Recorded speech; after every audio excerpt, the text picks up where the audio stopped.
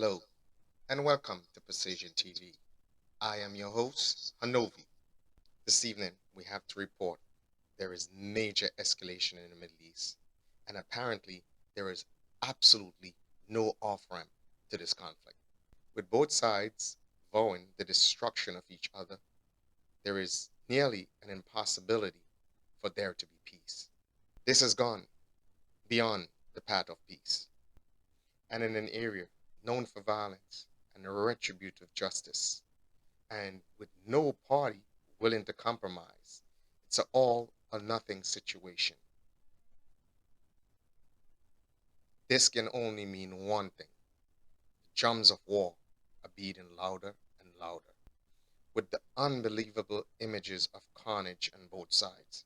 The battle is not just being fought in southern Israel, but there's a battle being fought for the souls of the people of the world. There's a battle being fought on social media.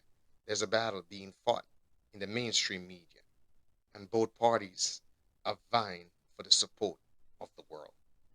We have seen the effects, and already there is canceling taking place on both sides of the fence.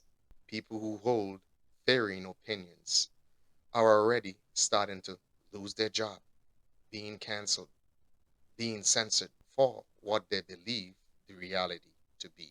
These are very difficult times, and apparently, no one is having an honest intellectual conversation about what is taking place. Maybe, just maybe, it's not the time to have intellectual conversations.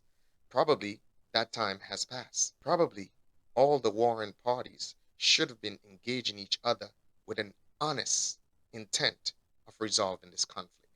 Something that should have been done way before this conflict escalated to the point that it has. You see it being done right now. Now, every major nation, every major president is scurrying to the Middle East to try to quell the situation. There was a time when there was always engagement and constant engagement by the leaders of the West. And there was engagement with surrounding nations and Israel. If Israel, the Palestinians, and their neighbors are not actively talking or seeking to have a peaceable solution, then we know the outcome. If the United States and Europe is not engaging both parties, we know the outcome. Unfortunately, everyone is now trying to engage when the house is on fire. Engagement is something that should have taken place when there was a spark. With so much civilian bloodshed on both sides and battle lines drawn globally, it seems that diplomacy is definitely on the back burner. With Israel having already declared war, it will be very difficult for them to pull back the machinations of war.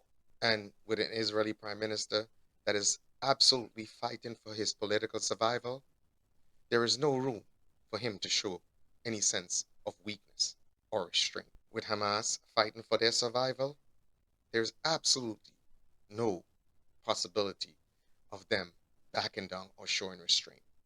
So this powder keg is definitely going to explode.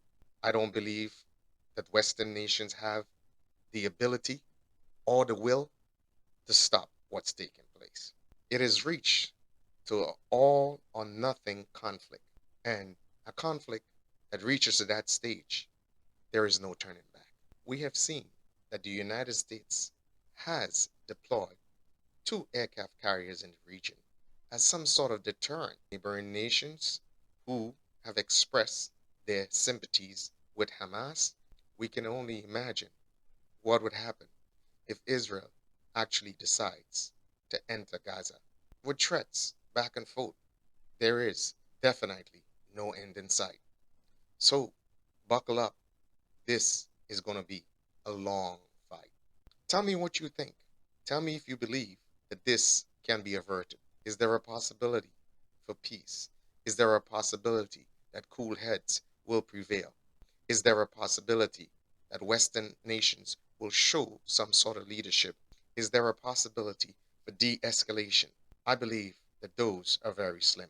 Let me know what you think. Unfortunately, it seems too late shall be the cry. Not was this an epic military and intelligence failure, but it was a failure of diplomacy. It was a failure of engagement. It was a failure of engaging both parties in constant dialogue. If we look at the past, this has worked and it has worked very well. It was a failure of leadership, and many have shown great leadership in the past, trying to engage both parties, trying to resolve this conflict, trying to explore possible and viable options economically and politically. Just as the British have had a hand in the genesis of this conflict, the ones who inherited it have not done a good job in trying to pursue a tenable peace. This is nothing new.